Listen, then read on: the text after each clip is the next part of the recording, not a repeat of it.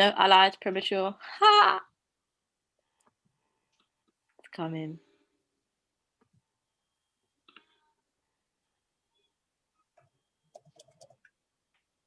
There we are. We are now live. No, I lied, premature. Ha! You know, yes, we are. Good evening and welcome to the Hebe Foundation's Urban Debaters big debate finale.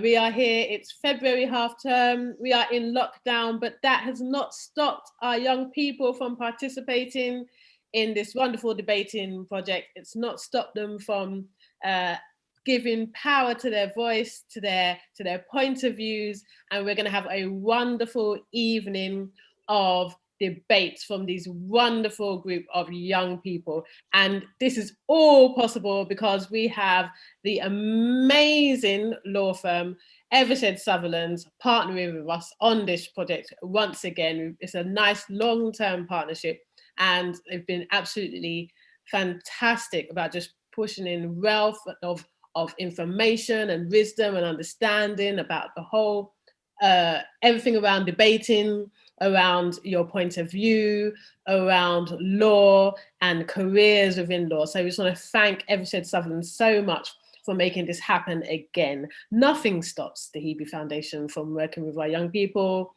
not lockdown, not coronavirus, not anything. So we are going to get started.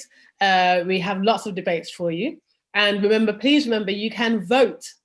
You can vote for your teams, you can vote for your young person or the people who you feel are just like, you know, blown out of the water. They have all worked so hard this week, learned so much and just given so much of themselves. And so it's going to be a joy to hear them debate on some topical issues and some fun issues and some ongoing issues, okay? So we're going to start. We are going to start with our first debate and I'm going to hand over to our judges who are from Evershed Sutherland. We have Olivia and we have Thomas. So I'm going to, and we've got some more. We've got Sharon here, we've got Charlie. So we've got quite a few here, okay? So I'm going to hand over to them. They're going to be taking us through the debates and we have a time on them. And so we're just going to work our way through. So please get ready to vote. Get ready to cheer on, get ready to support, and young people, do what you do best, yeah? Give yourself a platform, speak up, debate. Let's start, thank you.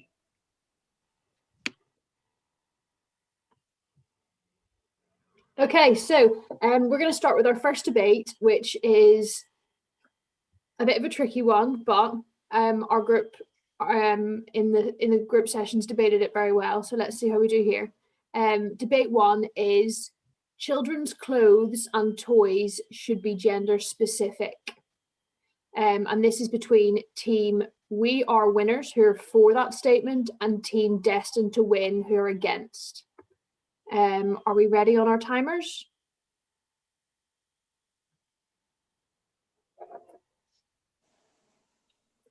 I think we're going to be doing 1 minute of opening, 7 minutes free debate, and 1 minute of closing.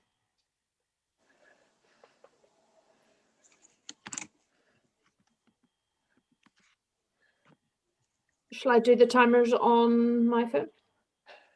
No, time is ready. Okay, brilliant. Does everybody know if they're participating in this debate? Is everybody ready? Can I get some nods? Okay, wonderful. Yeah, or a thumbs up from Dominic. Great. Okay. Ready when you are. Let's hear opening statements. This House believes that gender-specific clothes. This House believes that children's clothes and toys should be gender-specific because that's how they should be. Because one person's a male, one person's a female, and that's what the clothes are made for. However, this House believes that children's toys and clothes should not be gender specific to safeguard the child's identity from expectations of society.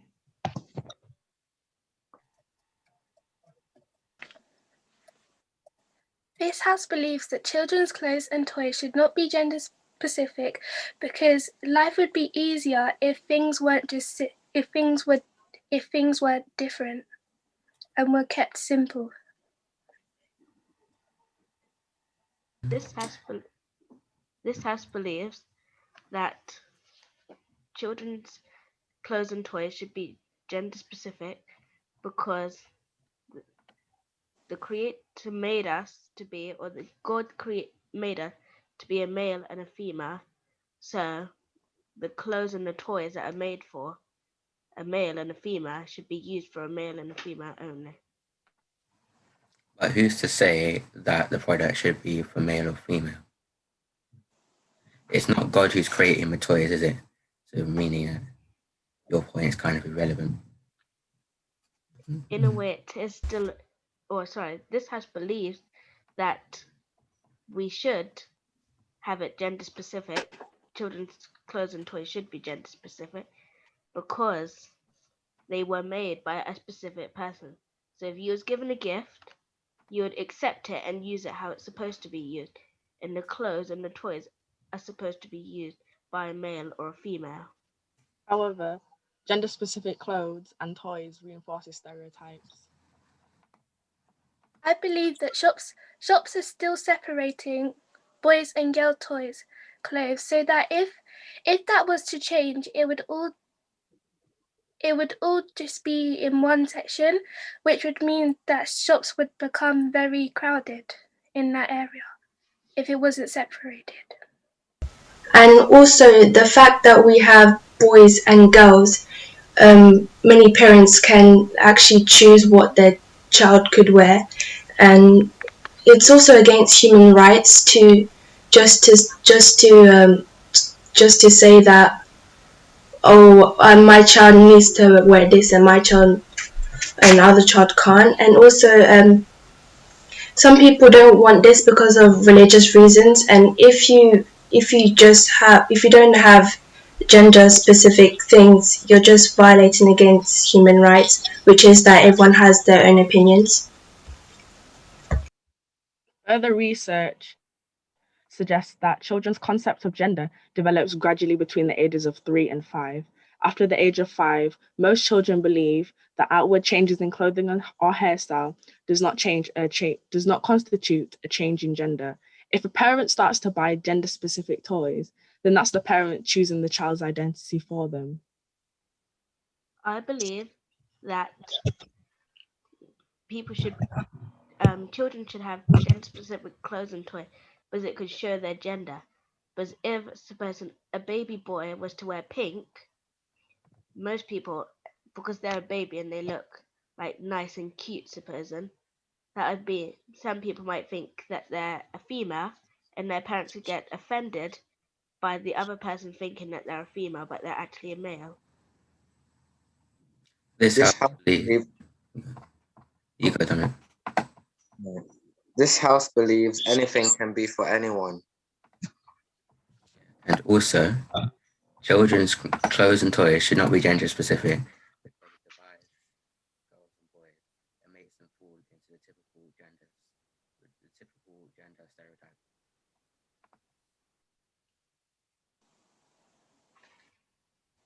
This house believes that children's toys and clothes should be gender specific because that could be like the way they are. Because most people would think, and sometimes it acts, that most males would be more rough than the females because, like most babies, they might be interested inside of it. On the contrary, play is important. Playing mum and dad, for example, develops motor skills such as spatial awareness, problem solving, and social skills. If boys are subjected to football, for example, and girls are subjected to dolls' houses, the boys may only develop motor skills and the girls will only develop social skills. So it divides society into separate constructs. However, as I said before, everyone has their own choice. So it's against human rights just to do that. And also, we can also have girl clothes and girl clothes with football stuff on it, and boy clothes with dolls on it. What does one say? Boy clothes with fairies on it, for example. Yeah. But that encourages discrimination. This house doesn't believe that it encourages discrimination. Instead, it just encourages that everyone has their own beliefs, and it does encourage other people to speak out. Exactly. So that so that means the child should choose their own identity through gender neutral toys and clothes. As children adopt, then as yeah,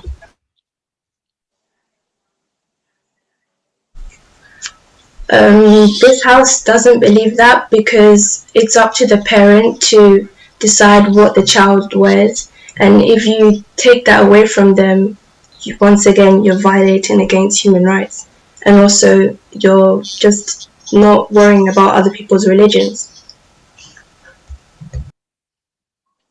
I believe that children should have gender neutral stuff because, as I said before, about they have certain clothes. Supposing a young boy shouldn't be walking around wearing supposing a dress and leggings, but those type of clothes would not be made for him. It'll be more likely a female's clothes. This house believes that children's clothes and toys should not be gender specific because it divides boys and girls and makes them fall into the typical gender stereotypes. Yes, but it wouldn't be divided boys and girls if we had, like Ashlyn said, we could have girls' clothes with footballs on it and boys' clothes with fairies on it. So it wouldn't be divided boys and girls if we made that happen.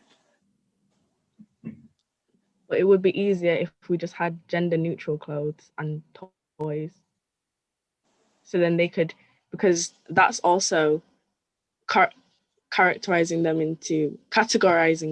into football or a certain color. But instead of characterizing them at all, just keep it neutral because children adopt gender specific roles through play. And we need to neutralize that to even out the disproportionate roles of women in areas such as STEM and men in caring professions and domestic roles. In conclusion, for my opening statement, this house believes that children's clothes and toys should be gender specific because that's how they're made to be.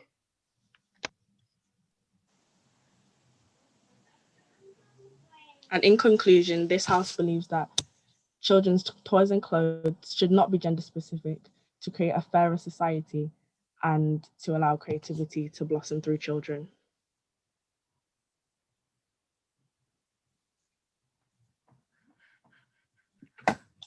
Wonderful. That was great. First debate, guys.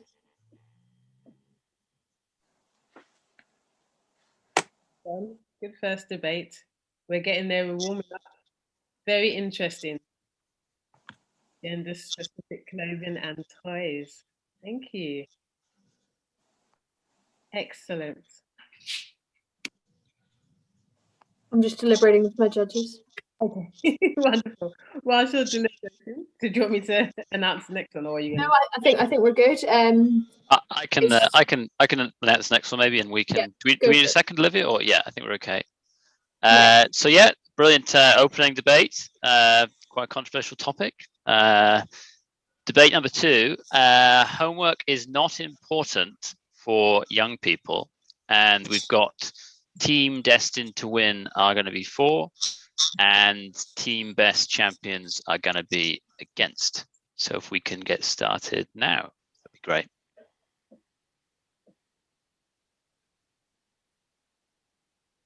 This house believes that if we have 8 to 10 hours on average in school with a limited curriculum, there's no time for creative activity. For example, hobbies.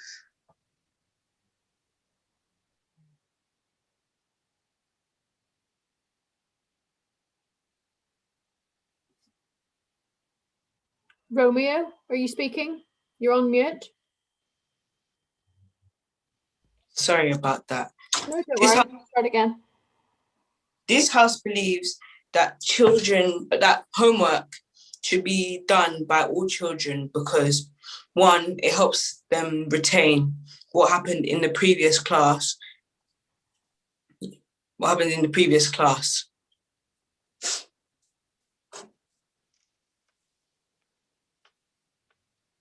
This house believes that homework is not important for young people because it adds unnecessary stress onto them, which is not good for the heart or the brain. Even though homework can be stressful to most students, there are multiple ways to solve that problem, like reducing the homework to a certain amount or giving the child a bit more time to do the homework. Homework also encourages the student to take responsibility and finish their work and do it to a certain standard, which was skills that you need to have in later life. This house believes if school taught you properly, then you wouldn't have to do homework. Thank you. This house believes that homework is important for children just because, like Romeo said, it's good for remembering what you just learned so you don't forget it. And it is also good to help you learn how to do it properly and help you just catch up on it and do the stuff that you didn't know how to do just because maybe your school didn't have enough time to teach you it. So then your homework could just help you to brush up on the skill that you just learned. However, you do not need homework if you have excellent teachers. Teachers are paid to be excellent. By providing homework, they are negating their responsibility. As I said in the beginning statement, homework helps you recap and consolidate what you did in the classwork. Most students at a young age tend to forget what happened. So homework, and also most parents want an active role in their child's education, and homework does that as well. This house believes that homework eats up free time, meaning that children won't have any time to pick up hobbies or learn things outside of school. Our house understands that homework might put too much pressure on the young people. It could be reduced, but the child can't have none. Too much homework sometimes leads to a loss of learning. So therefore it's unnecessary, unneeded, unwanted. As I said just now, it can be reduced, but the child can't have none. Homework can also teach the students the importance of planning, staying organized, and taking action. But homework doesn't give autonomy because there's a lack of choice of how you learn. There's no creativity promoted.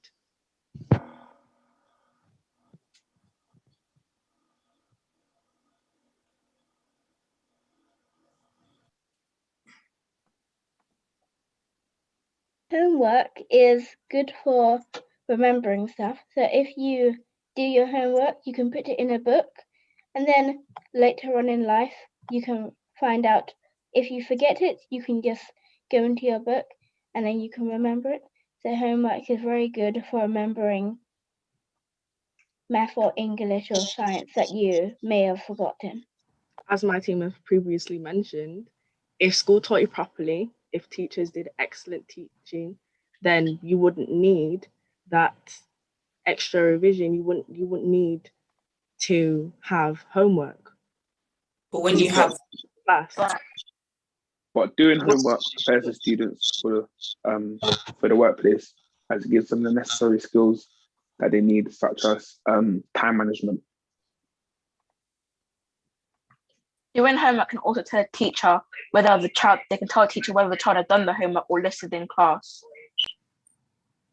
In terms of time management, there are other ways of managing time during the class, such as quizzes. No, I said that it gives the students necessary skills such as time management. And also, in the class, you might not have much time to do a quiz.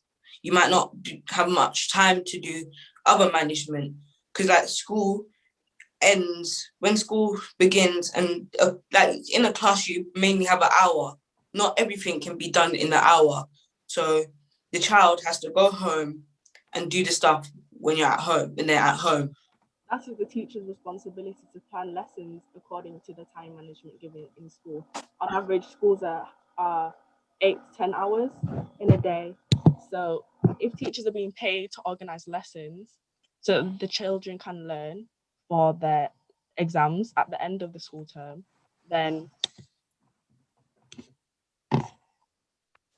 But homework is not only meant to be done in class, it's meant to we go back home and see what you've learned and then bring it back to the teacher. Then the teacher can tell whether you've learned what you've learned in class and new things you've learned. Also, homework, as I said before, encourage students to take responsibility in their work. And also, most parents want to be active in their child's education. So homework gives them a chance to, so they can supervise the child. When setting homework, some teachers don't picture out how long it will take for the students to complete the work. So we therefore end up setting unreasonable time lengths for the student to complete their work. Also, if homework was not important, why would the teacher mark the homework? The teacher would just give the homework and not mark it back, because homework is also to see where the child is at in school. As in, if they don't do well in their homework, then they might be failing in the class. So in the class, the actual classroom, they could help. The teacher could help the child to succeed. As it's been said earlier by some members of our team, if there are other ways of checking the progress, such as quizzes in school, instead of having to set the child homework to do at home. Also, homework disadvantages low-income students. For example, they may not have desk space, they may have a lack of technology, they may have a lack of resources and equipment and books needed for the homework. That's why most schools give them stuff to take home. Like, most homework is put on paper and the school might give them a pen. And plus, In conclusion, homework should be given to children to reassure that the child has listened in class and has taken in the information that they learned in class. It is also an act of self-discipline and shows that the child can be responsible enough to look after the homework, do the homework, and give it in when needed. Can I hear the other closing statement, please?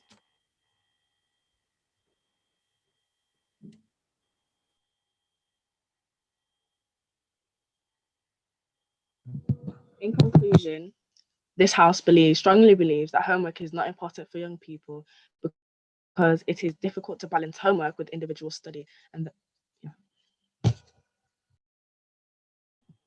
Thank you, guys.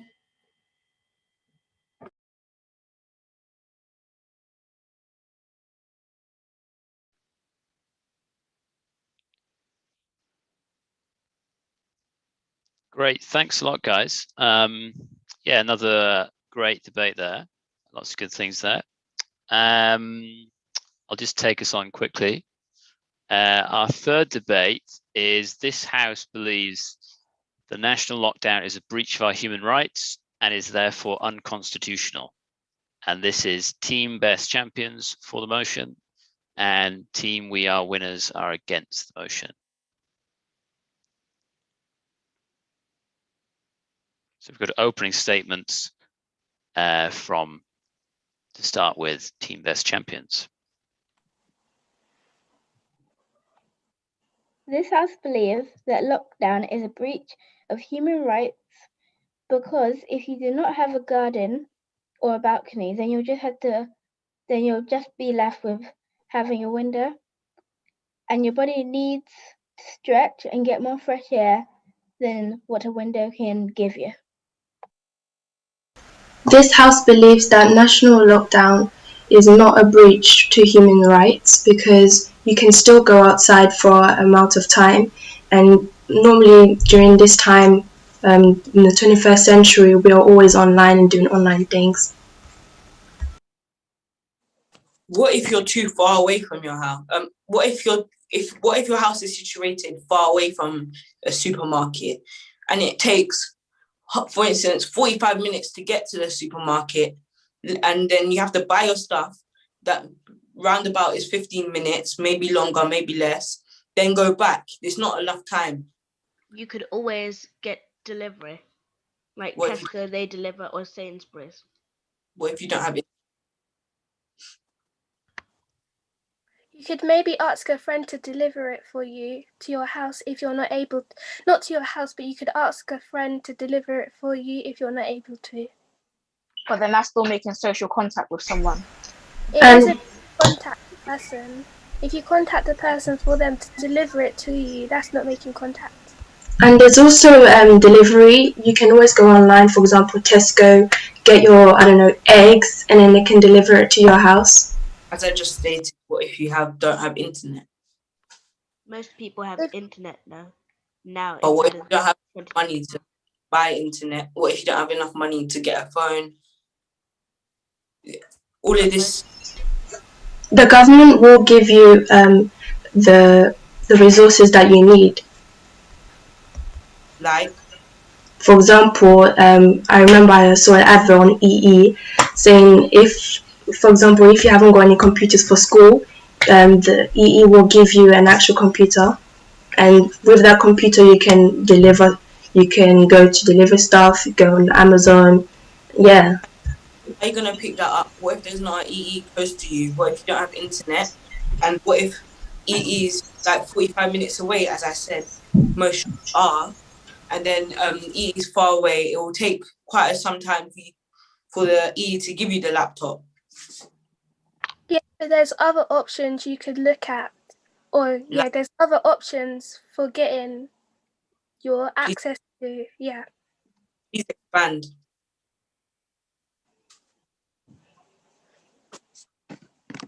You can always ask a friend to collect the laptop for you, and then meet a friend. Like the friend could put the bag on the floor and then step back, and then you pick up the bag and take it home. But they still touched it. Phone. Yes, but you could wear gloves. Wear gloves, yeah. How are you going to contact the friend if you don't have a phone? Some people not in the position to have a phone. They might not earn enough money to get a phone. But most people have a house phone, like a house phone with them, so. Plus, there's also neighbors. You can always ask your neighbors. Most neighbors should be nice, and if not, you can always call the police if they're not. Like I said, it's still making social contact with your neighbor, because the neighbor is still touching your bag and giving food to you. You can always wash your hands as well, and wipe off with a cleaning wipe or something. And also, the people should have a choice if they want to go into lockdown or not, because some people are very energetic and they just need to get outside, and some people, like I said, don't have a balcony or something like that. You're allowed to leave. Oh, sorry. House also believes that lockdown is not a breach of our human rights, because us being in lockdown is saving lives, and if you don't stay at home, that could be considered as you being selfish. What if everybody takes the vaccine? That means you will be allowed to mix. What if everybody takes the vaccine? There won't need to be a lockdown. Yes, but not everybody is willing to take the vaccine. Some people might have allergic reactions to the vaccine, so they wouldn't be able to take it. So then they'll have to at least leave the house. And you're allowed an hour to be out of the house. You're not allowed. You're not forced to stay at home.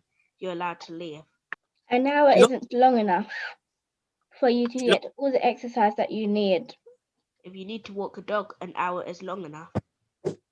Also, we have a free will. We're allowed to do what we please because it's us. We're allowed, like, there's no law to tell us to stay inside. Yes, but even though you say that, not doing what the government says is going against the government, basically. But not against the law. But we live in a democratic society, so then it's not just what the government says. Like for major decisions like this, it should be held like a referendum, for example, it should be put forward to the public. But would you want? Do you want to speak? No, you can go. Okay, the Prime Minister Boris Johnson has advised people to stay at home, or you can take the vaccine because you need to be able to be safe, and he didn't want to let anyone die, really. But no one's going to stay at home for the rest of their life, so we do need to go outside, have our exercise, do some things that are fun in life. Yeah, you have an hour to leave the house. When you say no one's going to stay at home for the rest of their lives, if you stay at home for the amount of time that Boris wants us to stay at home, then the numbers might start going down. But how long is that for? Exactly. And also that when we was in lockdown, they said you're only allowed to go to essential shops, but then they wanted to open some non-essential shops, like, for example, they was opening fast food restaurants, and that's not essential. And then they want to say that you can only go to essential shops. But they might have done that because some people at home, they may not know how to cook, so they may need to go to fast food places so that they can have their food already cooked for them. And then, like you said, Boris is okay. Go on. And as you're saying, Iman, that some people don't know how to cook. Some people can't stay inside their house for a very long time. Some people need to be out in fresh air. Also, what about the small businesses? It's a breach of their human rights because they have to feed their family. What if they don't have money to feed their family because of lockdown, everyone's staying in? Yeah, so there is such things as food banks. So they could get the food bank people to come deliver the food from the food bank to them. Well, some food banks might be running out of food because so many people need to get food, so then they might not have enough food for everybody. But then you can just create this thing where you can put your thing on Just Eat, like put your business on Just Eat, and then people can order your restaurant. And in conclusion, lockdown is not a breach to human rights, as we are still able to go outside and we are still able to do things that we want to do. It's not like we're in prison or anything, it's just that we are locked up and we're still saving lives, so we're all heroes, really. In conclusion, lockdown is violating our human rights because there is not enough time to exercise outside. People should have a choice whether to go in lockdown because people may not have a garden or balcony.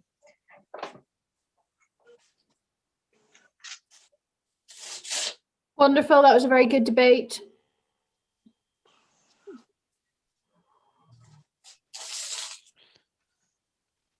Yeah, thanks, guys. Thanks. Again, good arguments on both sides. Lots of well-argued stuff there, and obviously that was a really current one. Okay, we've now got, it's the free debate. So it's not going to be sides this time, but people should be ready to contribute. And it's photos, editing, and filtering on social media should be banned. So yeah, photos, editing, and filtering on social media should be banned.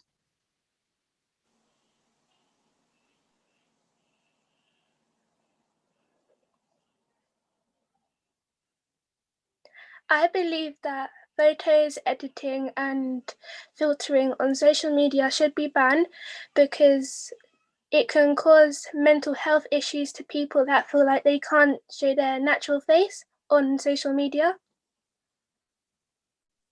I believe that social media editing pictures should not be banned, because you can edit mistakes. Supposing someone's inside your way, then you can just edit them out. But if you can't, then you will have to be redoing and redoing. And that person is allowed to walk there. You can't just force them not to walk there. I believe photo editing and filtering shouldn't be banned, because people may be insecure about themselves and feel like if they edit their body or faces, they may get more attention or fame and likes. Also, to go off your note, this should not be banned, because 54% of people in the US, which is more than half, are insecure about themselves. Our filtering can help them be reassured. Yes, but even though it can make them feel reassured, it can also make them feel like they can't show their natural face, which means that they may have issues with taking photos without ever having to edit things on their face. I But believe people may. I believe that if you want to edit yourself and put yourself on social media, but then you're too scared to put your actual self on social media, so you want to put like edits on it and crop and make you look different, you shouldn't be on there at all, because if you don't respect how you look, you shouldn't try and make you look artificial. On the contrary, as the world is opinionated and biased, it will have an increase in cyberbullying, because from 2019 statistics. Sorry, what's going on? For 2019 statistics last year, over 10,000 young people died and committed suicide from cyberbullying on social media. So if we filter, then people's self-esteem will increase, and therefore they feel protected from bullying. But if you're being Okay, but people may not just edit their photos just to make themselves look like a different person. They may use it to edit their backgrounds or edit unnecessary things in their photos. Also, if these apps are banned, they will lose their business. Like, apps are made for someone to live off. Not live off, but businesses are made so that it's their job. If you ban these, they're losing their job. So what job else would they have? Or yeah, what job else would they have? What other job would they get? But I believe most of advertisements we use through editing and filtering. So if we removed editing and filtering off social media, there would be a lack of convincing and satisfactory advertisements, which means about 90% of businesses would decrease in sales, as they have no way to reach the people to network so that they could get sales. According to NBCnews.com, 82% of people consulted said they have shared a photo online, with 64% of that group admitting to editing their online pics, meaning that pictures are normal. That edited pictures are normal and shouldn't be stressed about. But then, if you want to use social media, suppose, and upload a picture, it's fine for you to have a natural background, but there's nothing wrong with a background. Like if you were to take a picture of the sky, you don't need to edit the sky and make it look more blurred, but the sky is perfect how it is. I also believe that photos and editing filters should be banned, because if it's not banned, people can take advantage of editing and using filters to start bullying people by sending photos around of them that, Editing on photos and social media shouldn't be banned, because using effects and filters promote body positivity, which shouldn't be put down for. Also, in today's society has changed. People have free will. People can choose if they want to post a picture with filters and not if they don't want to post a picture with filters as well. Also, in response to Jaheen, In response to Jaheem, I believe that. But why is that apt? If you believe that people should leave their backgrounds, why is that apt for people to?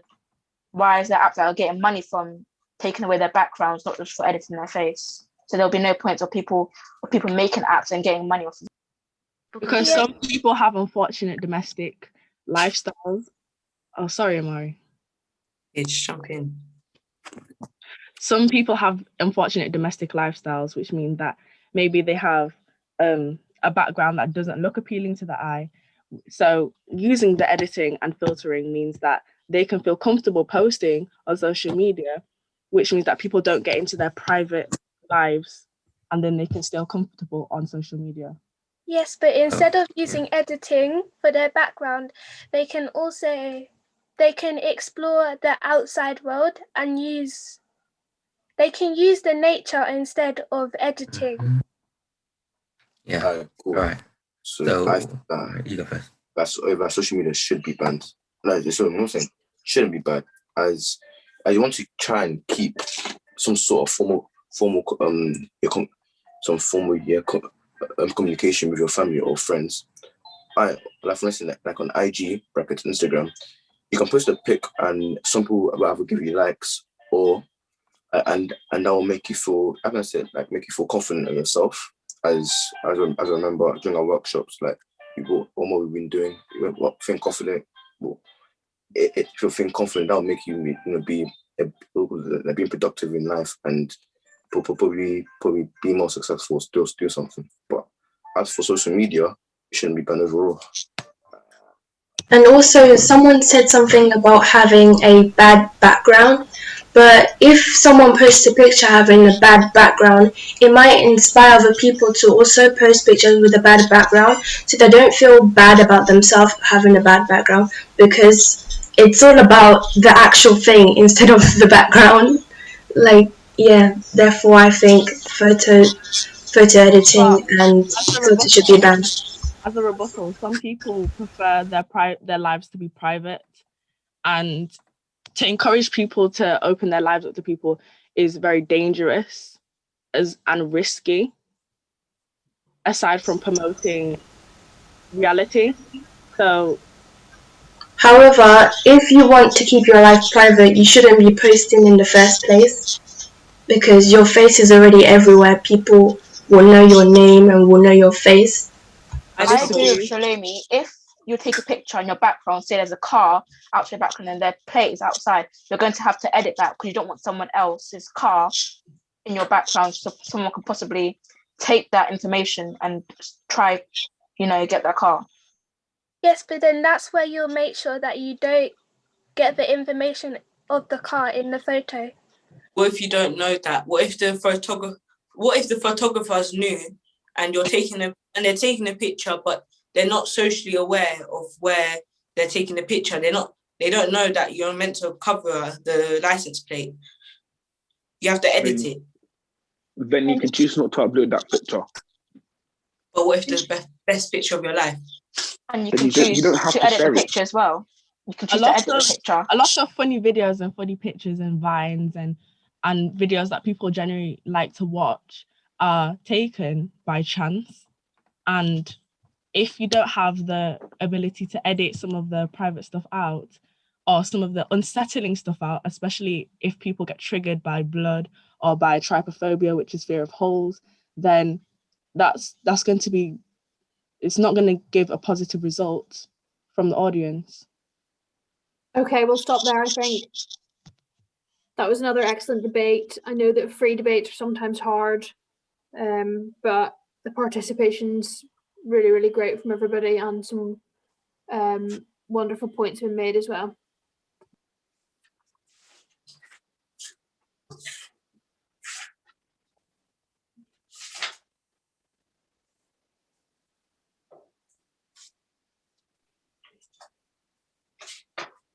Sorry, I'm muted again. I'm being very stupid.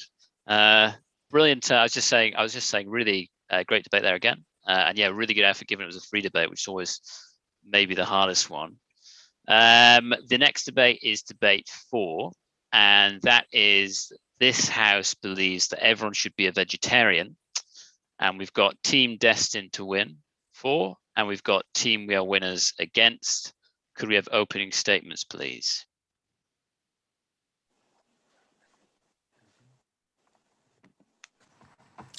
This house believes that everyone should be a vegetarian because, according to vegetariantimes.com, becoming vegetarian will help you live longer by about 13 years.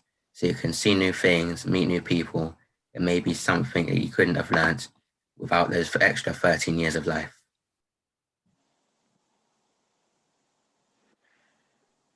This house believes that being vegetarian, this house believes that shouldn't be vegetarian as others many negative impacts, such as hair loss.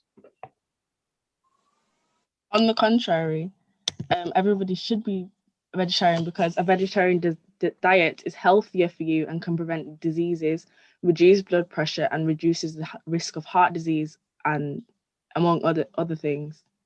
Yes, but according to WebMD.com, people that are vegetarian have a higher risk of getting stroke. I believe that, or what I found online is an online chart that is, I found that out of 12 foods inside of a chart, I found out of 5 of them, inside of there is 2 of the top meats. Out of the top 5, 2 of them are meats that are organ meats such as liver and red meat. That's very good for you. Being vegetarian is one factor. Can be one factor of you being having depression. So this house believes animals are being physically abused to get their meat, and by becoming vegetarian, that will stop their plan. However, technically, plants are also living things. Even though you can't hear their pain, they're also living things. They create their own food by photosynthesis. They also reproduce. So we're technically also killing plants as well. And yeah. Meat is also a great source of protein in your diet. Having protein in your diet can help your body to be repaired when injured. Our bodies do not digest meat as efficiently as other proteins, such as peanuts, which can cause problems in the gut. Also, according to vegetariantimes.com, becoming vegetarian will help you live longer by about 13 years. So it is beneficial to having a healthy life. Another reason why not all people should be vegetarian is because animal products like meat are the only sources of vitamin B, which promotes brain development in children. I believe that if you eat meat, you'll become more stronger, and you'll get more full. But then if you're eating like vegetables and more salads and a vegetarian option, you have to eat more to become full. However, by becoming becoming vegetarian, there will be more space to plant food and less people will be hungry, so we would have more crops instead of farms, which is better for the environment. If you didn't have meat in your life, how would you get the protein that you need? As I said, from peanuts. One example is peanuts, which is a protein. Yes, but meat gives you more protein than all the other stuff. But meat isn't as healthy. That is true, but you can cut down your diet so that you don't have that much meat.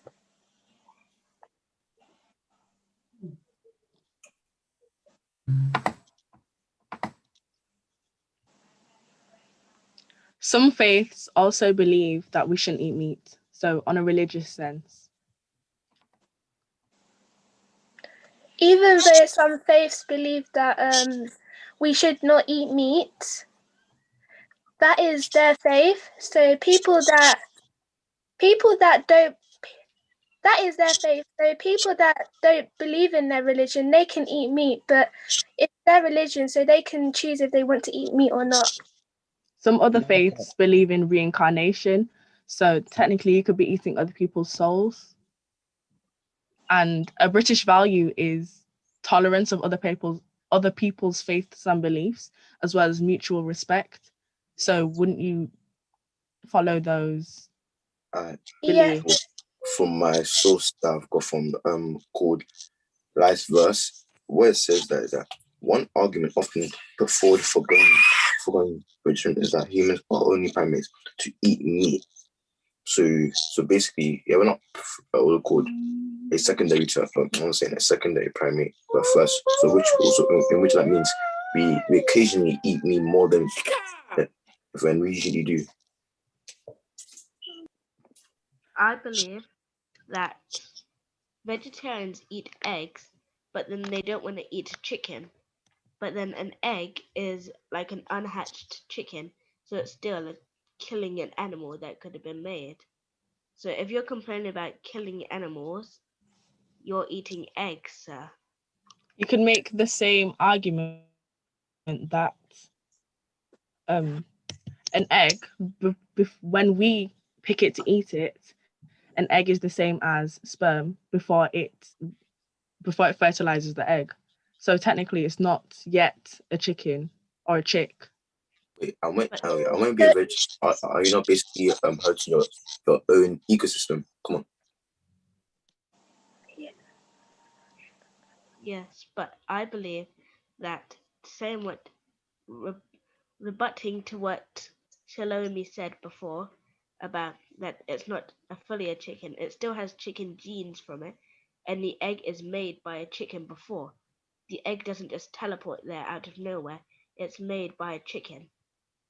Yes, and adding on to Jaheem's point, when you're taking away the egg from the chicken, you're basically not letting the chicken have its life if you're taking it away. As a rebuttal, if you eat the chicken, then there are no more eggs to be produced. However, if you eat the eggs, there are more eggs to be produced because the chicken is alive.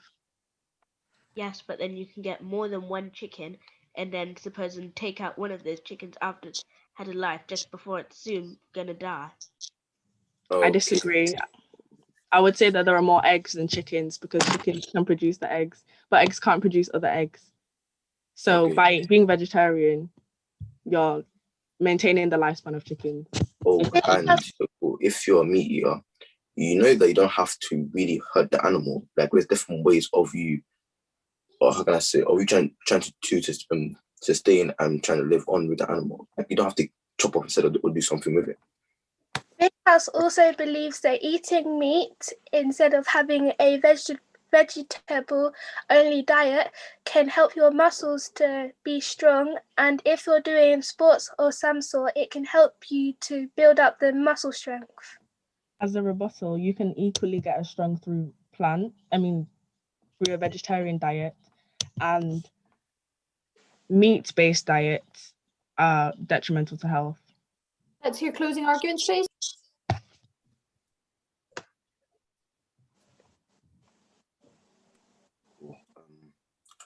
But for overall, this house believes that you should eat. I'm saying, right? This house believes that you shouldn't be a vegetarian, or because it's going to hurt your own ecosystem, and being a meat eater will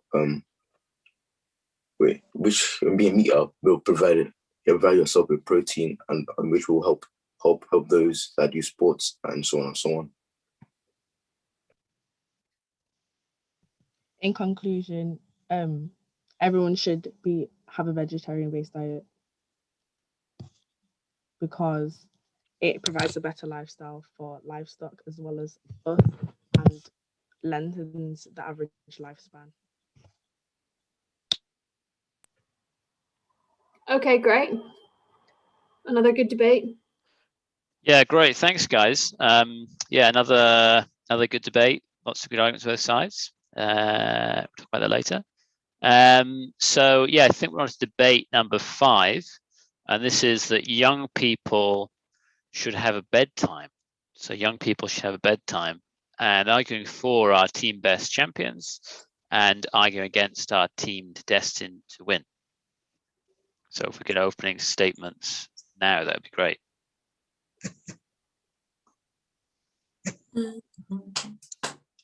Yeah. This house believes that young people should not have a set bedtime because when you're older, your melatonin, which is a hormone that makes you feel sleepy, this is released later when you're older, meaning that having a bedtime will be pointless as our bodies go to sleep at varied times thanks to this melatonin. This house believes that all young people should have a bedtime where they need to learn a routine and your body heals in your sleep. And if you do not get the right amount of sleep, then you won't be healed and your body won't be charged for the day. Sleep fuels your brain. Sleep fuels your brain and your body. Teens and children need more sleep because their bodies are growing. And teenagers, they should sleep for at least 8 to 10 hours. As a rebuttal, young is a wide spectrum. So to apply the same curfew to ages 1 to 19 would be absurd. Children are capable of listening to their bodies. They can determine themselves when it's best to go to sleep. Children have the right to choose when to sleep. In a rebuttal to what Dominic said, some children, if they know that they can do that, then they'll just say that they're not tired, and they'll just say that I'm never tired. Then, if they do only get to bed when they say that they're tired, then they'll end up probably never going to bed until their body just makes them fall asleep if they're too tired.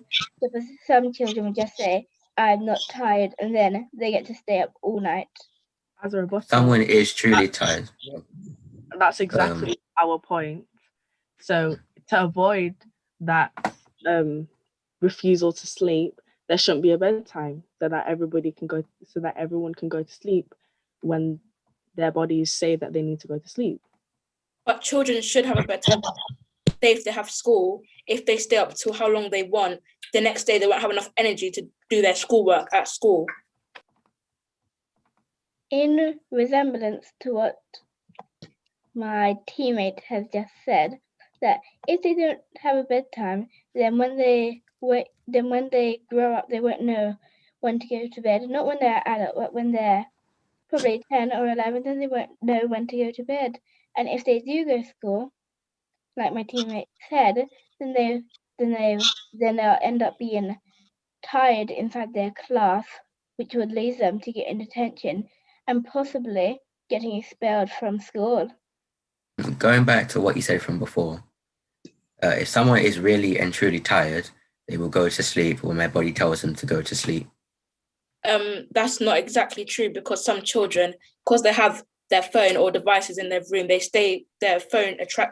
screen attracts them to their eyes and they stay on their phone and they won't be able to go to sleep. So that's why some parents take their child's phone. The lack of sleep will ruin sleep quality and duration. So it will just leave you being tired again and sleepy again. As a rebuttal, if you can't go to sleep at a certain time because you have phones around you, but then, for example, your younger sibling doesn't go to sleep at the same time, they go to sleep earlier, then it would be preposterous to have the same bedtime because the gaps between sleeping times are so different. So it's better to just not have a bedtime at all and go to sleep when you need to go to sleep. But bedtimes can be different people or how old do you get? Because in that, if you're 5, for instance, you're obviously going to need a wider bedtime because when you sleep, as I said, going back to the beginning of my first statement, when you sleep, your body and your mind is growing. So a 5-year-old compared to like a 13-year-old need different times of sleep. So like a 13-year-old needs 8 to 10 hours sleep. But if a 5-year-old would need wider because their bodies are still changing and your minds are still changing. A rebuttal to Emanuela's point where she said about the parents taking away their children's phones, some children don't have phones. But some children have, most of the younger children have tablets that they stay on that keep them awake throughout the whole night, so they won't have enough energy to wake up the next morning. And Yeah, also, as a robust to what Romeo said, not all 5-year-olds were going to sleep at the same time. Although they are in the same in the same age group, every single person has a completely different body to the next. So having a bedtime is just it doesn't work. but you can Aside from that, time zones are more important nowadays because of technology. So therefore, if you have online school in one area, and then you have school on the other side of the world, for example, Australia, time zones are completely different, and the world never sleeps. So having a bedtime means that you're limiting your abilities during the day and during the night for other people. As I said before, you can change bedtime. Bedtimes are not fixed. They're not always like from 10 to 6. It could be from 9 to 7. It could be from 6 p.m. to like. That may not be healthy for that child's age. And since the statement is young people is classed from a wide spectrum. But a younger child, it will be the parent's decision whether they should have a bedtime or not. Because say a 5-year-old, the parents' decision to have a bedtime. But say for a 13-year-old or 15-year-old, they will know when to go to sleep. So they will know when to go to bed at 10 or 9. They know when to go to sleep. That's why you need a bedtime, so you know what time you're going to go to sleep. As a rebuttal to what time zones, if you break your bedtime, never mind. Sorry. If the child has sleep anxiety, it can cause if a child has a bedtime, it can cause sleep anxiety and changes sleep patterns, which causes sleep abnormalities and behavioral problems. In a rebuttal to what Hilomi said a few sentences back, he said that all children's bedtimes should be different. That's why your parents should know what type of child you are and what type of bedtime you would need. So that's why you should need a bedtime, because your parent would know what type of person you are and they would know what's best for your health. That's why. What Joanna just said, your parents don't know what time your melatonin is going to tell you to go to sleep. The only person who knows that is you when you start to feel sleepy. That's why. From the age from a newborn baby to I think it was 12, they won't have that. So then their parents should know. And then if they do have a bedtime from that time, then they would know when to go to bed when they're a teenager and older, when that melatonin releases. Also, in conclusion, giving your child a bedtime ensures that they maintain growing and having a great quality of sleep. And giving your child a good quality of sleep and keep the growth going. In conclusion, this house believes that young children or young people should not have a set bedtime because young people have different spans of energy.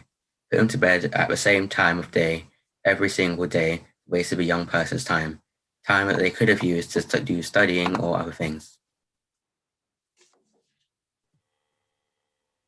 Well done. Another very good debate. I think now we're on to our final debate, Tom. Yep.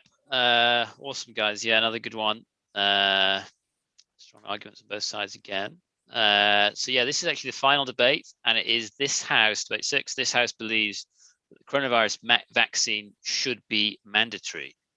And Team We Are the Winners are for, and Team Best Champions are against.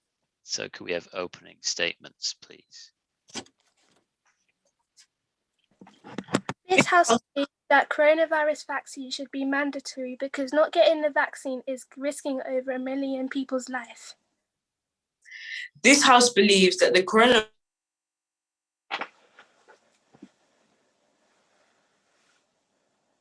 Romeo, you're on mute. You need to unmute. Sorry.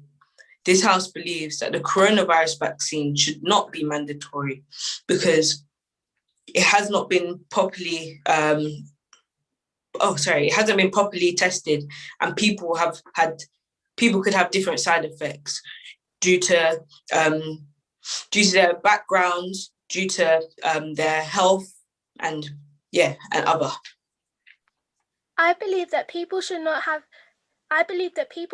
a choice whether they get the vaccine or not, because while they are deciding while you are deciding whether you want to get the vaccine or not, more lives are being lost every second. I believe. Oh, go on. Yeah. Okay, I believe that the coronavirus vaccine should be mandatory because, one, the Prime Minister is advising us, and we voted the Prime Minister Boris Johnson to be our leader. So then we have to follow what he says. And two, because like Iman said, people are dying if we do not take the vaccine. In a rebuttal to what Jean said about we voted Boris Johnson Prime Minister, not a lot of people voted Boris Johnson. Some people didn't vote him to be Prime Minister. Some people don't even trust him. And also, we shouldn't be forced to get a vaccine if we don't want to, because it's our bodies that you're putting the vaccine into. So we should have a choice if you put it into our bodies or not. In rebuttal to what oh, go on. Do you want to say something? Yeah, in rebuttal to what Joanelle said, when you were talking about how people didn't really want Boris Johnson as a Prime Minister, if people didn't really want him as a Prime Minister, he wouldn't have won the votes. And no, some people didn't vote for him. Some people, obviously more people voted for him. That's why he's Prime Minister. But some people didn't want him to be Prime Minister. That's why not every person who voted wanted to vote for him. Well, this House believes that the coronavirus vaccine should not be mandatory because there's not enough vaccines for it to be mandatory. Also, because they only have a limited amount and they can't vaccinate the whole population with all of their vaccines. Yes, but as it's recently been stated in the news, they are working with other countries to come up with more of the vaccine. So they're going to be starting with going with the older ages. So then it will eventually get to everybody. But the vaccine, but there hasn't been evidence on the vaccine of people giving it on. They haven't done that. They haven't done research on people having the vaccine and giving corona onto other people. This House believes that the coronavirus vaccine should be mandatory because if supposing you start giving the vaccine to the older people who are more likely to catch and spread coronavirus than the younger people who are not, who's less likely to catch and spread coronavirus, possibly will not catch it if the older people that's possible to get it does not spread it anymore. They have a less chance of catching it and spreading it. And also, the side effects are actually not really that severe. For example, in the measles vaccine, the side effects were rashes and also the inflammation of the salivary glands. And the coronavirus vaccine is just a sore arm and a headache, which most of us had it before and still continue to do our work to the best of our ability. Also, so it doesn't really do anything. That's not a few years ago when polio was around, it took about 20 years for things to get slightly back to normal. So how do we know if things will ever get back to normal if vaccines aren't made mandatory? As a response to Aman, we have new technology, and we have new technology so that there's a reason. Back then, they might have not had the amount of technology that we have now. And in a response to Ashlyn, sorry, what did you say again, Ashlyn? Sorry, because I heard it, but I said that the side effects are actually not really that severe. it's only a sore arm and a headache and plenty of other things, whereas the measles virus is rashes and also the inflammation of salivary glands. But that's not good enough.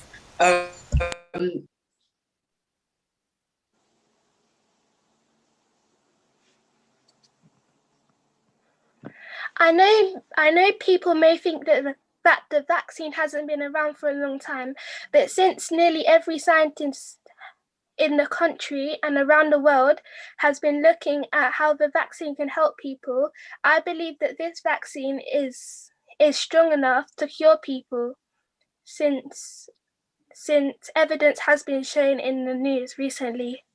In a rebuttal to what Ashlyn said, when you're speaking in the beginning, a man said that each day people are losing their lives, but also people can get hurt.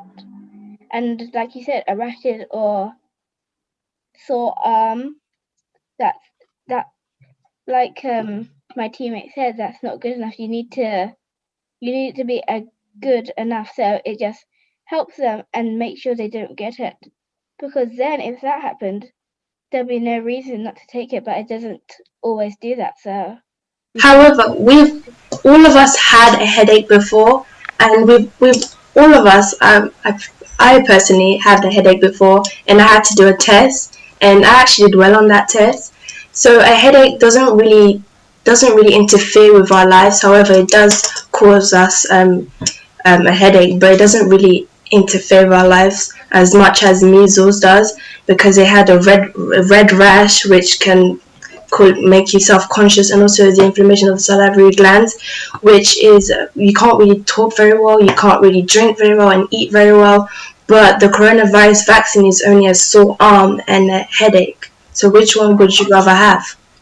Ashley, can you please tell me your source for that? Doing a headache.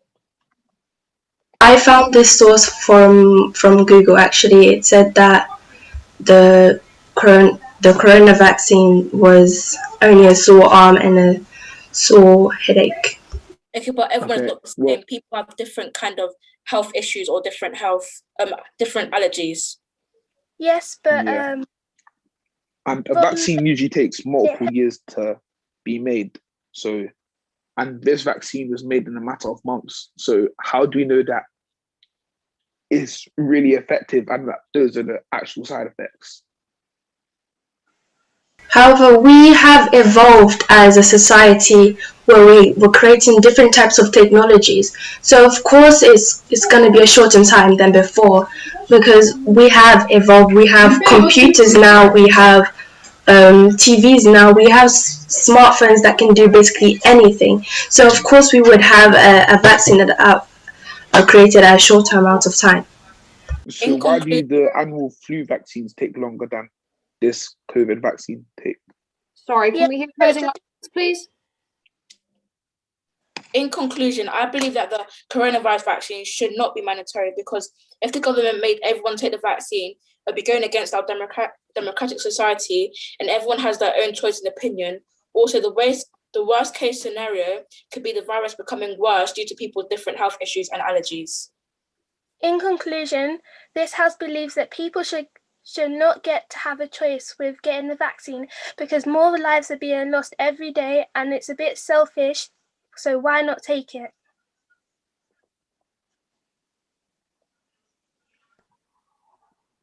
Okay, great. Well done. They were all very, very, very well debated.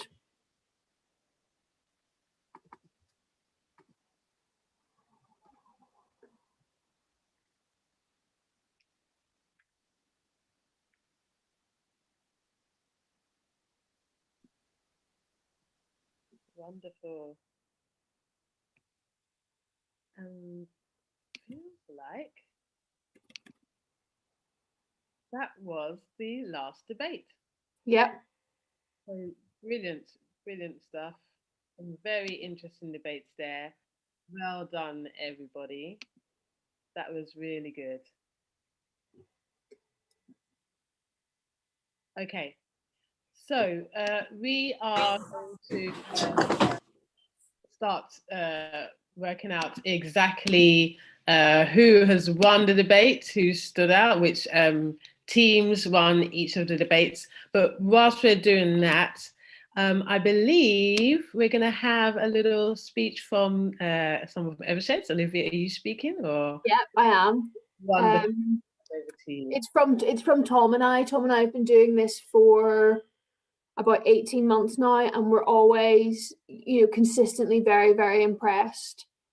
Not just with the standard, but also like with the drive that all of the young people have, because it can be very nerve-wracking, and it's also incredibly hard to maintain enthusiasm over Zoom or Skype or whatever it is that you're working on.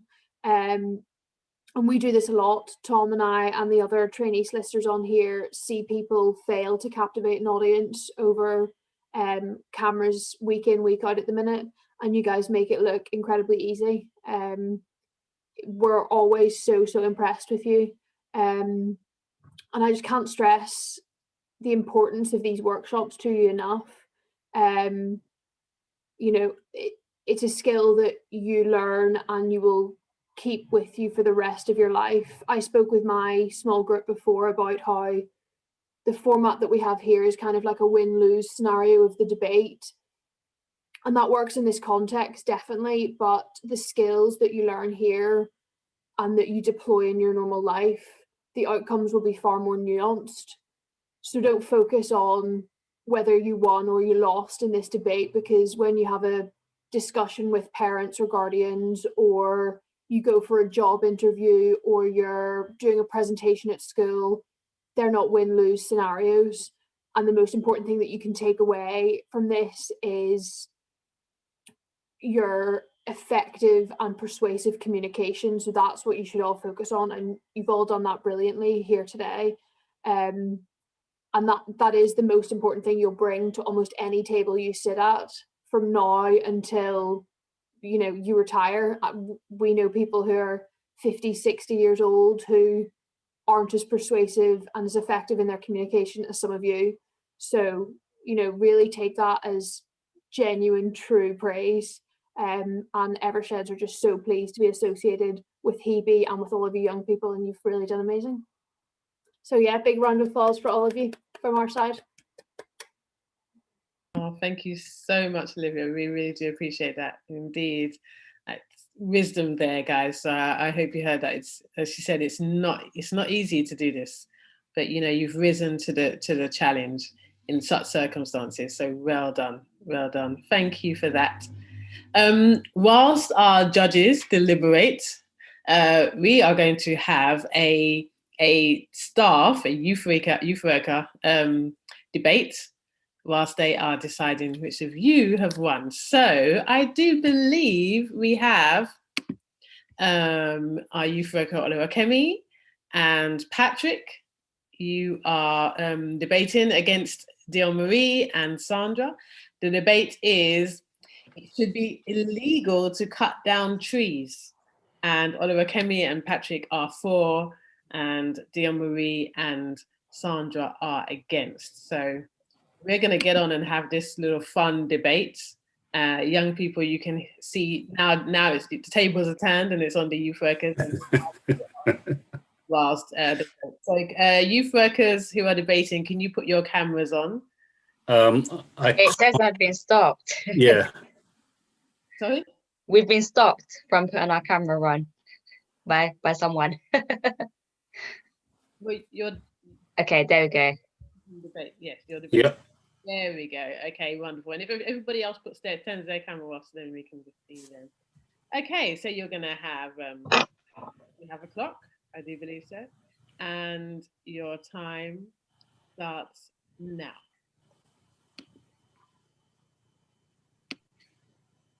The for side or against side to go first? Side. You say for? Yeah, with your opening statement, please. Okay. This house believes that it should be illegal to cut down trees. Trees are important, majestic beings, okay? They are the foundation of our ecosystem. When you think of a tree, it's not a far extension from humanity.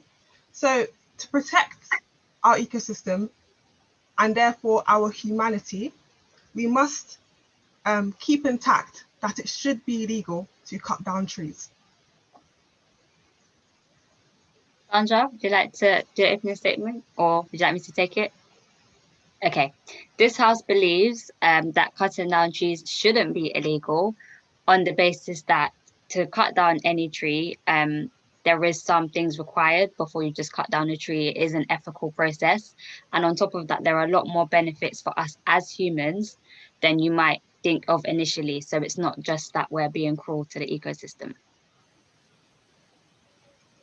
Okay, so if we're talking about benefits, then we really have to look at things on a macro level, on a larger scale. Let's talk about things that we can't control. I mean, if we're talking about benefits, we're often talking about things that are actually selfish needs and things that wither away with time. But one thing that is timeless or is bigger than us time-wise is this planet. And carbon dioxide is absorbed by trees.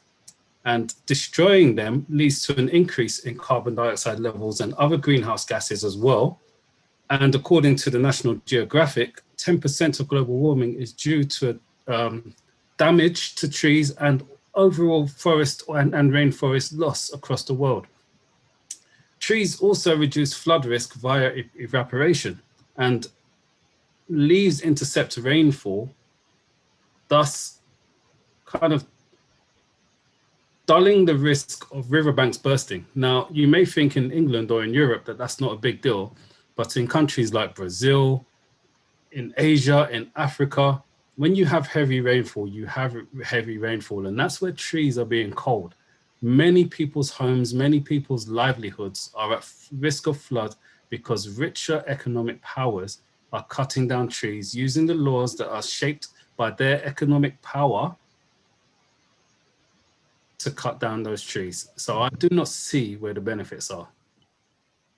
Thank you for those points and the monologue about trees and cutting down trees. I think that was, you made some excellent points. However, there are loads of benefits. So not only does it provide regeneration and growth for organisms and improve their habitat, it's quite hypocritical for us as humans to speak about things we can't control, i.e. carbon dioxide being released into the atmosphere, when most of our houses are built on land that were only there because the space had to be made, i.e. cutting down trees. Also, most of us have been on holiday, or, you know, we look on social media and we get excited about these holiday villas and camping sites, and all of those spaces wouldn't have been made if trees were not cut down. Okay, well, the idea that these spaces were necessary to be cleared is debatable, and the idea that we have no input or control in this, again, I would have to disagree. Let's talk about things that we can control. Deforestation, that's us. That's not natural. That's a human-made thing. In terms of creating space, I don't want to make this political, but if we talk about land to people distribution, it's not really equal, is it? So I feel like above the trees, we should really tackle, again, the humans and deal with the space that's already verily available. And just to rebut that point, yes, I'm going to say that is selfish, most of the reasons that deforestation happens. But did you know that one of those reasons is that it creates government revenue, and the material that is sold from cutting down trees and the materials that comes from that can go into making up for budget deficits, which we all benefit from in the long run. Also, Patrick, you made a point earlier about things that last long. In our houses, most of us have items that are wooden. Maybe some of us are sitting on a wooden chair. I'm sitting on a wooden chair right now. And these things are made out of wood, which means that trees or anything else would have to have been cut down. Also, think about gifts that you've given to people, or maybe a nice jewelry set that you've had in your house. That came most likely from a tree. Okay, so in response to that, we're talking about the government making money from trees being cut down. If we're talking about trees being cut down, we have to look at the countries where the trees are cut down.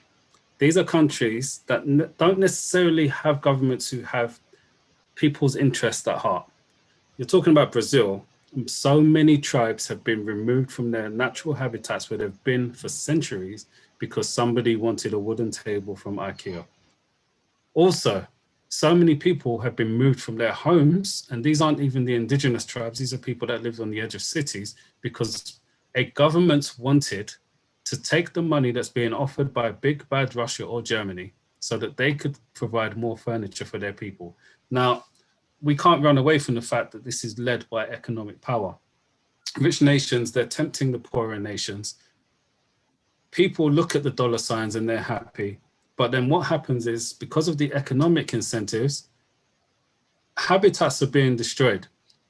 We can't say that we'll replace the trees because yes, they keep on saying they're going to replant trees. You can't put a plaster on a broken bone. Roots have been there for years. You can't just create new roots. Yes, and talking about replanting trees, right? Sorry. The Yeah. most common tree in the UK is the English oak. Do you know how long it takes for the English oak to return to its full Grayson size? 50 years to return to its full normal size of 60 foot. 50. Is that worth the sacrifice of cutting it down for a house? Again, when there's space. There is And we have to space think in- about the plant life and the animals who are also being affected. You can't tell a lion, oh, we're just going to move your house. Just sit down and wait. You know, we'll move you somewhere else. You know, just chill. We're going to get you somewhere nicer. It just doesn't work. You're disrupting their entire ecosystem, as has been stated before. So there are many, many, many underlying reasons, almost nefarious reasons, as to why governments are accepting money for deforestation. This There are house other doesn't things that we need to look at. We also need to look at the benefits that we've had for so many years, that we do get paper. And I do repeat the point that my colleague said, that we do have the provision of woods that has provided us with living constructions. I think it's something that we cannot get away from. And that's my point on the matter. Thank you. Sandra, we have paper support- alternatives, such as sugarcane waste. Sorry, go on, Dion. No, it's okay, continue. Yeah, no, we have alternatives to that point. I can come to Dion's point on talking about an issue of where something that was harmful for society but was profitable should be allowed. Things like crude oil, right? That's profitable, but that's harmful, right? Should that be allowed, or should we move towards a more sustainable future where we don't have to deal with that profitability but harmfulness? This house believes that, yes, your points aren't incorrect. However, right now you're probably you have used in this week a pencil. Like I said, you've probably sat on a wooden chair and you've probably used paper instead of all the wonderful alternatives that you said. I really doubt that you went for those alternatives because they cost money. So there's always going to be somebody that loses out. And unfortunately, there are negatives in this debate.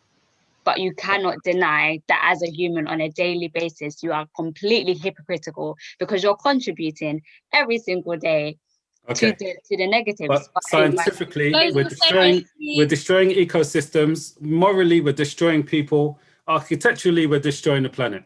Okay, and to conclude, this house supports the idea based on freedom, which I don't understand why it took us so long to get to that point, that cutting down trees isn't the greatest of idea, but it shouldn't be made illegal.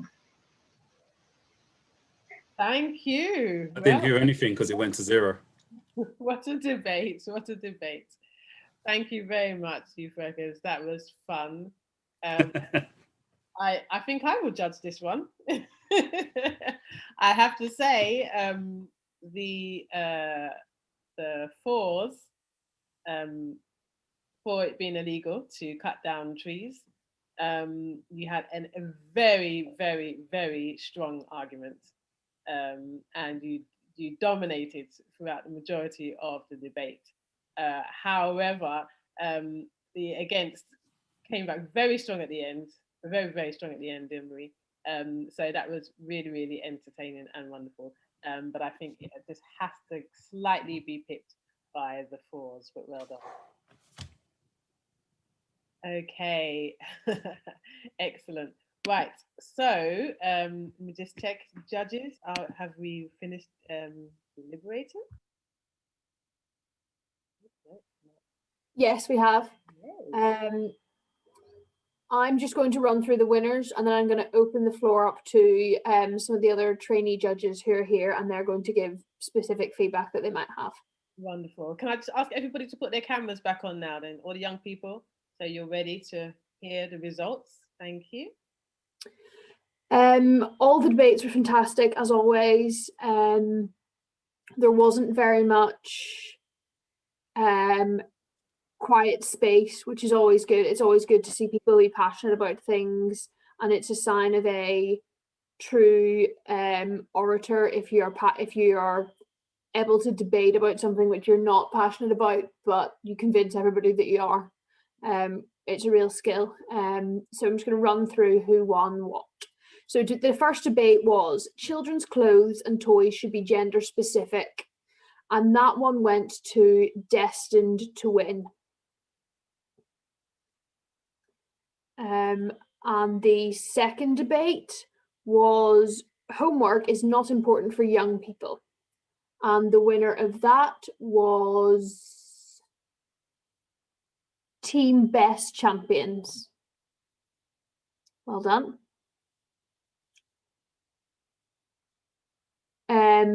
Debate 3 was this house believes the national lockdown is a breach of our human rights and therefore unconstitutional.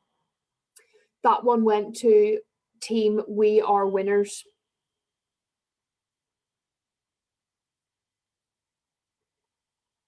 The free debate was photos, editing and filtering on social media should be banned. We didn't give that to either side, but I think some of my colleagues will make comments on people who they thought were particularly impressive. Debate 4 was this house believes that everybody should be vegetarian, and that went to We Are Winners as well.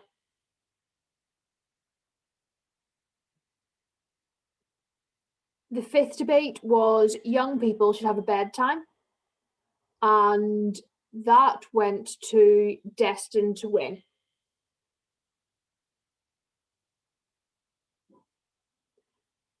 And the final debate was this house believes that the coronavirus vaccine should be mandatory, and that went to Best Champions. So that ended up being 2 apiece for each, which was not constructed that way. That was our genuine thoughts. So I'll announce the overall winners now. The way we've done this before is we have a first place and a second place. It can come from any team, and it's just about how you performed individually. So our second place is, drum roll, Iman.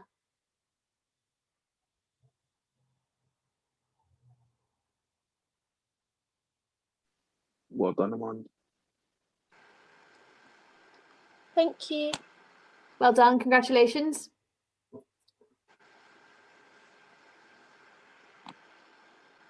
And then our first place went to Shalomi.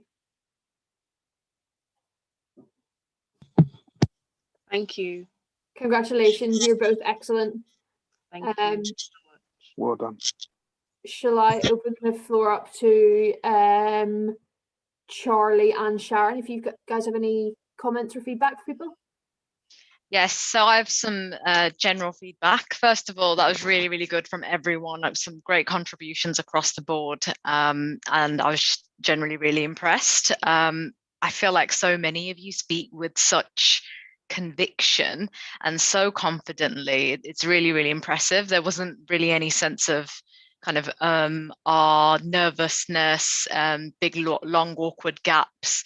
Just everybody spoke really, really well. And I'm quite surprised at how well you managed to do it over Zoom, because even, in the workplace, on Zoom, and we've been doing it for so long now, it can be like difficult to even find a moment when to speak. And I've personally found myself sort of not speaking because I just haven't found the right moment to do it. And I can see that all of you guys have gotten really good at picking the right moment and contributing really, really effectively. So yeah, overall, I thought it was really, really well. done. And then in terms of just kind of some general comments, I suppose, on debating, some observations and stuff, I would say do your research. There were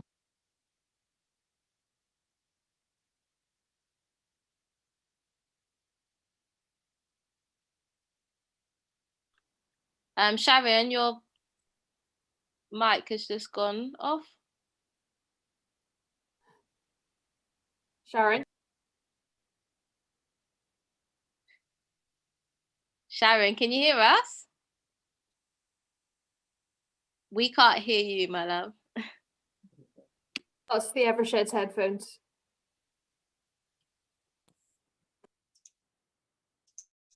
Right, can you hear me now? Yeah, my headset just died. Story of my life. I don't know where I got up to. I think I was just making some general points about how well you all did. We lost you after the word research. Oh, okay, yeah, okay, great. So I was just saying that you should prepare, do as much research as possible. And when you're coming into a debate, you need to think about your own arguments and what you're going to put forward, but also really think hard about what the arguments are going to be on the other side. Sometimes I feel I spend more time thinking about what arguments the other side would make and what arguments I would make if I was on their side and how I'm going to answer those arguments than even my own arguments at times. So you should be really thoroughly looking at what could possibly be said by the other side and how you can deal with that. Another point was just avoid opinions. So at some points there were opinions that weren't backed up by any kind of evidence or a stat, but on the whole you were pretty good at that. There was a lot of 54% or quoting sources and things like that, and those points, when someone said something like that, it really stuck harder and made you feel more convinced. So definitely try to back it with evidence. I'd also say challenge and point out issues with the other side's arguments. So sort of shift the burden onto them to answer or elaborate on what they're saying. So sometimes you just challenging someone's point and then them scrambling and not being able to explain it very well or provide evidence can make you look good, and you didn't really have to do anything. You just had to sort of push them a little bit to have to explain them and their point. And I think someone did try to do that a little bit, in that I think they asked the person like what was the source for that, or where have you got that information from. So that was pretty good. And generally, I think some sides of an argument are just more controversial than others. There are things that are just kind of the status quo. So even right now, when we talk about the vaccines and stuff, at the moment, they are not mandatory, and that here in this country, that is the actual position right now. So when you have to argue something that's a bit more controversial, I feel like you have to think even harder to convince people from a more neutral position, or a position that is currently the state of affairs, to change from that. So you might, in those circumstances, have to like really even more thoroughly think of more imaginative and creative ideas to convince people, which can be hard, particularly if you don't agree with it yourself. And that's was going to probably be one of my final points, is that it's really hard to argue a point that you just don't agree with. But by exercising that skill, you will become much better debaters. It's through doing that you gain the skills that you really need, because if you're just saying what you think, and that's the kind of easy way to argue, is the easy side of the argument. So when you get told you're on one side of the debate and you think, oh god, this is terrible, I don't agree with it, it's actually quite positive. It's a really, really great opportunity for you to really develop those skills. So yeah, those are just some of my general points. Overall, I think you did really, really well, and I enjoyed watching that debate.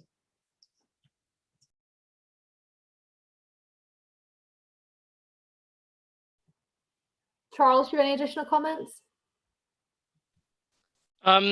Yeah, just to echo what Liv and Sharon have mentioned, I thought that was an excellent series of debates, really enjoyable. I have to say I felt stimulated the whole way through, and it was an immense privilege to sit together with my team today and watch the process of their formation of ideas. It was immensely impressive, and it's great of you to give up your free time and really dedicate yourself to something like this, because as Liv was mentioning, all language is rhetorical. All language is rhetorical. Every word that comes out of our mouth necessarily by virtue of being language is rhetorical. It aims at persuasion, whether that be the persuasion of self, the persuasion of others, and it's an art form which will guide you in everything you do henceforth. So actually it's great that you've made the conscious decision to try and refine the skill now, because ultimately it will become fundamental for you in the future too. Just in terms of general comments on the debate, I similarly agree with Sharon that it proceeded extremely well on the Zoom medium and didn't descend into the anarchy that no doubt you've noticed in the news, say for instance with the Handforth Parish Council meeting. None of that here. No Jackie Weavers. In general, I thought it was excellent. I thought each of the points were really well thought through.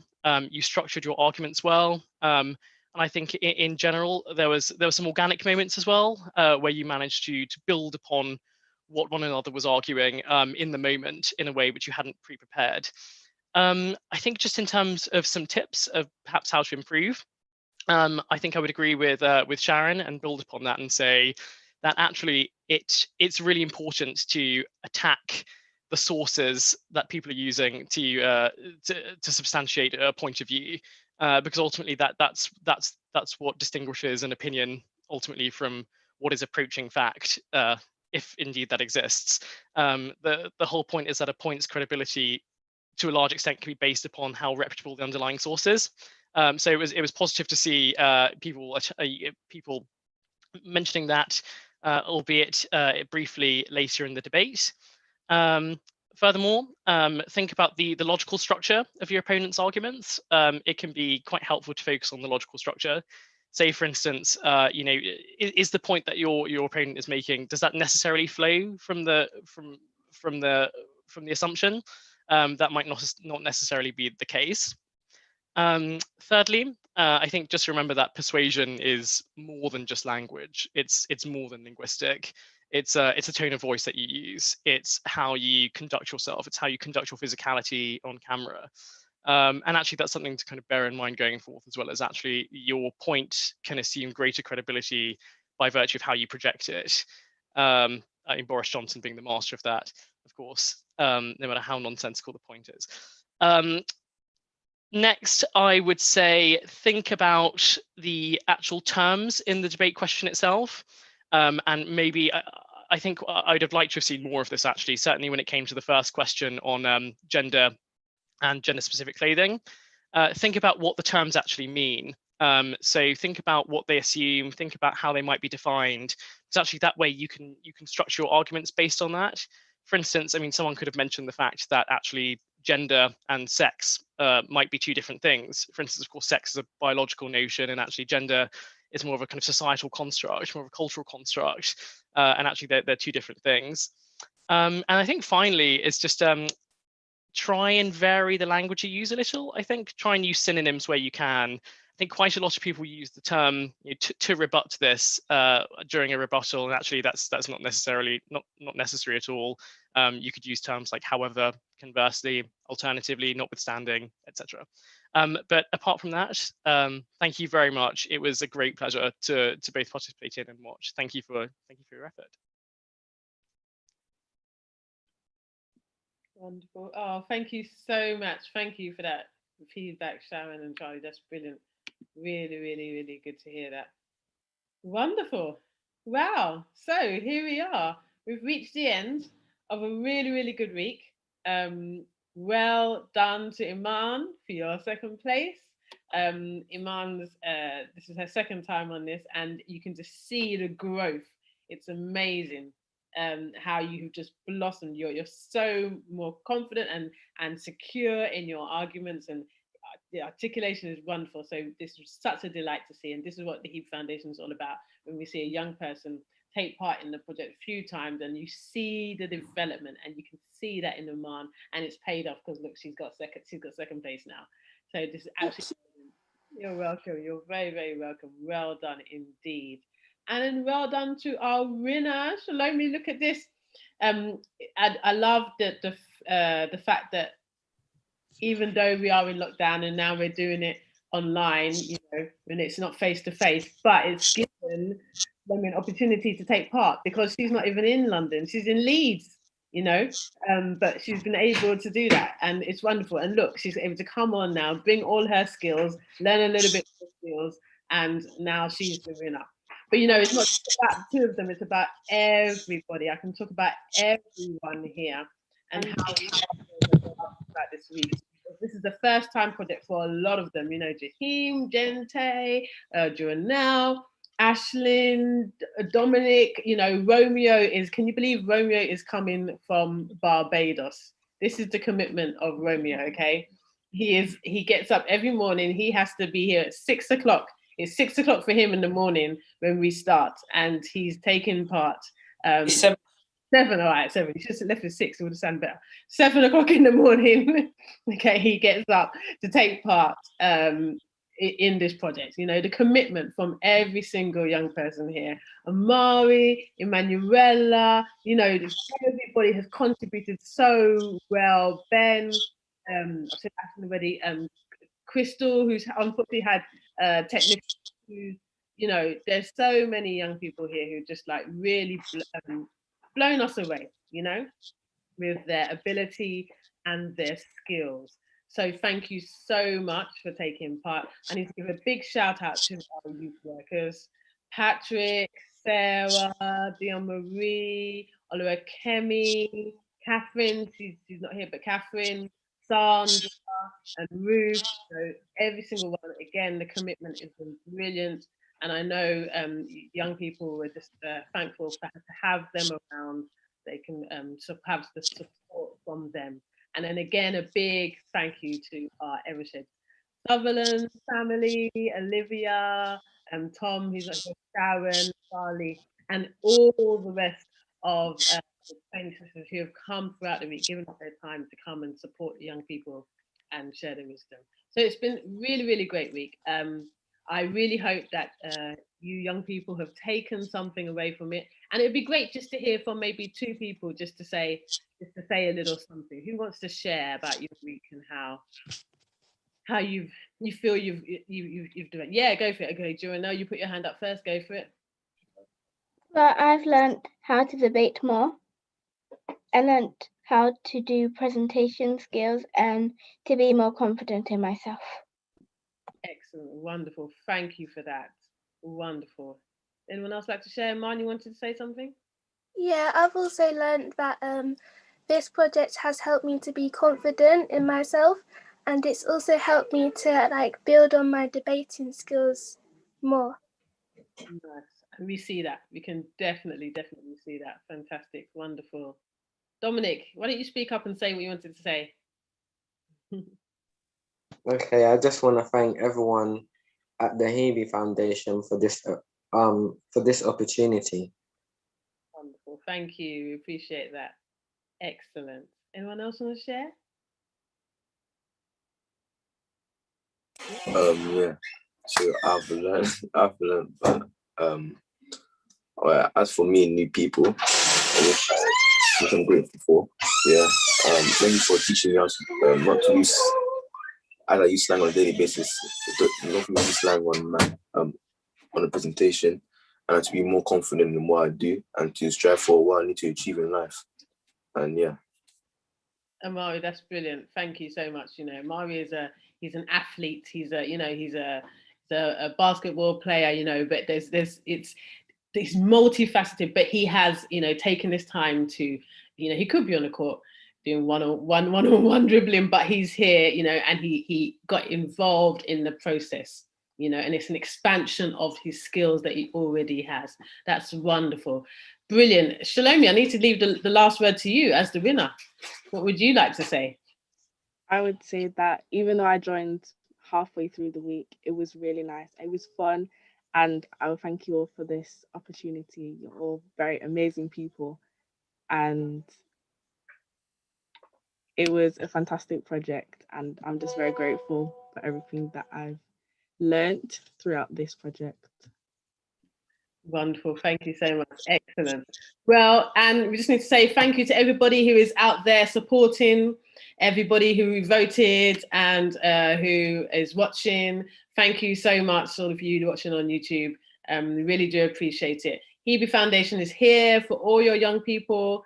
We are continuously doing projects that help release the gifts and the talents that your young person has. It's so important. We're here to support them in various different ways. We've got coaching, we've got mentoring, we've got wonderful projects like Urban Debaters. So please get involved, spread the word.